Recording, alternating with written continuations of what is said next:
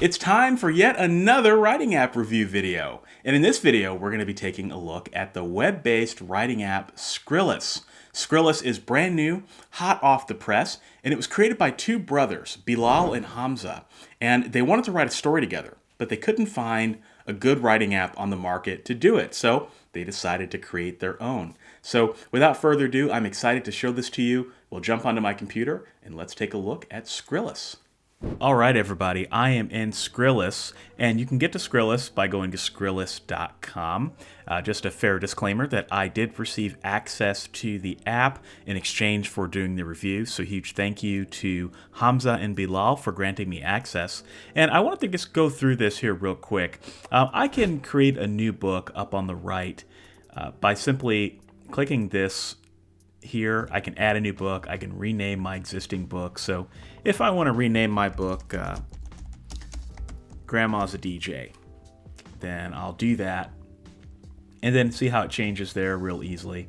So that's a really easy thing. Now if we'll just kind of step through the process here.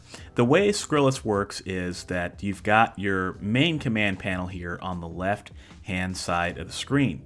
So they populate three folders for you automatically: research, characters, and content. So it's going to all function the same way. So if I want to say I want to start doing some research or jotting down some of the notes that I have about the novel, I can click here and then it generates the word processor. Now the great thing about this word processor is that it's going to look exactly the same on desktop as it looks on your phone. So that's another really cool thing about this app and about writing-based apps in general, is that you can use them on your phone. So you can totally pull this up on your phone and it'll work. So let's say that I want to start writing. All right, now what I like about this word processor, I think this word processor is phenomenal. What I can do is I can, update, bold it, all that stuff. I can change the headers. I can turn it into a quote if I wanted to do that. Now, what I can also do is I can change the font. I can change the size if I wanted to do that. But they've also got a dark mode. Now, I have to give Bilal and Hamza a shout out because we were on a call and I asked them, I said, hey guys, are you ever going to do a dark mode on this? And they're like, no, we hadn't considered that. And then the next day they sent me an email and said, hey, here's dark mode. So now there's a dark mode that's available, and I think this looks pretty cool. And if I wanted to, I can go to full preview and I can write with the distraction-free mode if I wanted to do that. There's also a tag feature. So if you wanted to, you can tag certain things. So if I wanted to tag this by the name of a character and I wanted to maybe change the color, I could do that as well. And then the tag very neatly appears right here. Okay, so I'm going to switch back to the light mode. And then what I can do if I wanted to is I can, let's see if I change the name of this here. I can click this little tile here to go to a grid view. And then what it will allow me to do is it takes me to like a corkboard where I can kind of switch things around if I want. And if I click this little pencil here, it will allow me to do a summary. So I can say,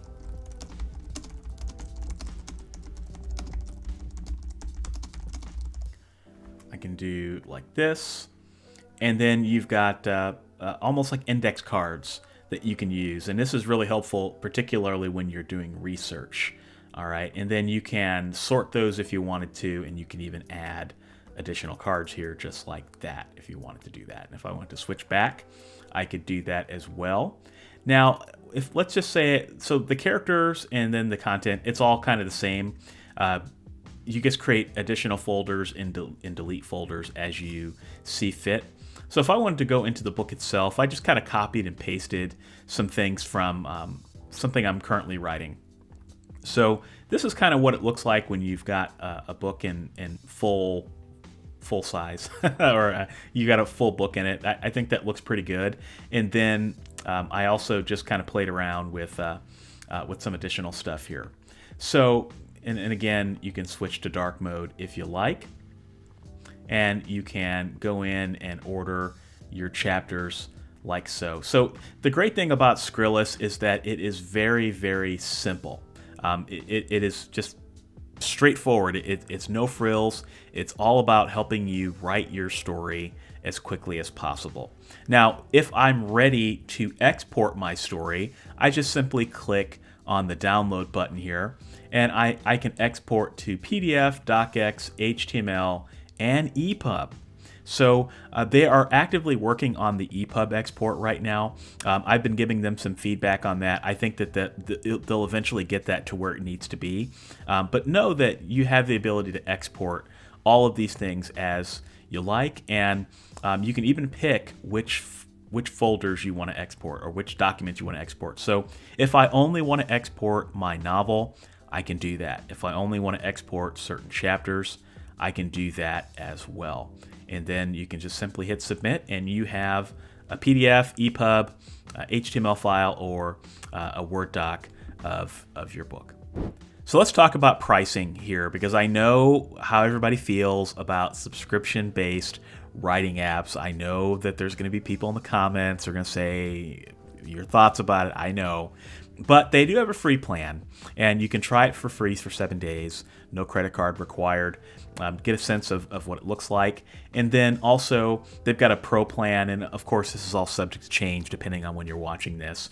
$7.99 per month. They've got an early bird discount going on right now.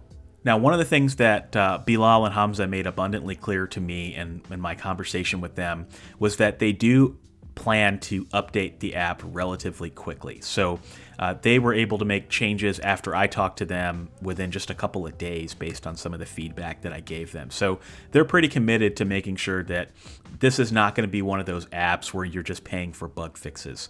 Another really good thing about browser-based writing apps is that you can use it on your phone as well as on your desktop. My experience is that Scrilys worked very well on my iPhone when I used it.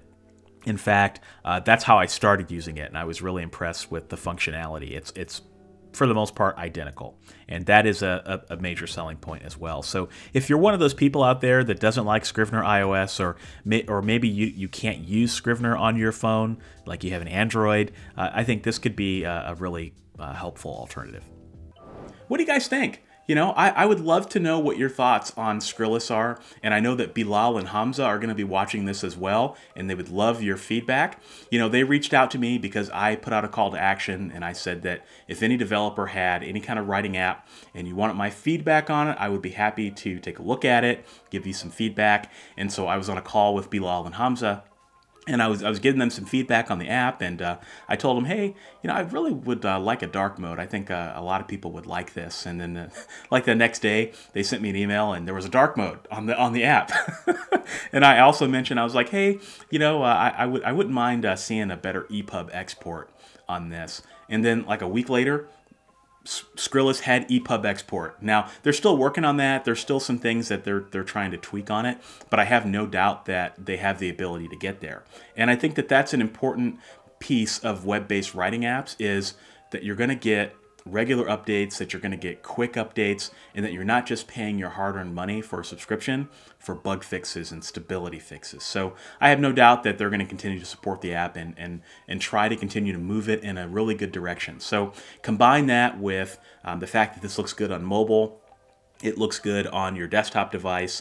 It's got a really clean word processing experience. I think Scrilys is definitely one to watch in this space. So with that, let me know what you think, and I'll talk to you in the next video.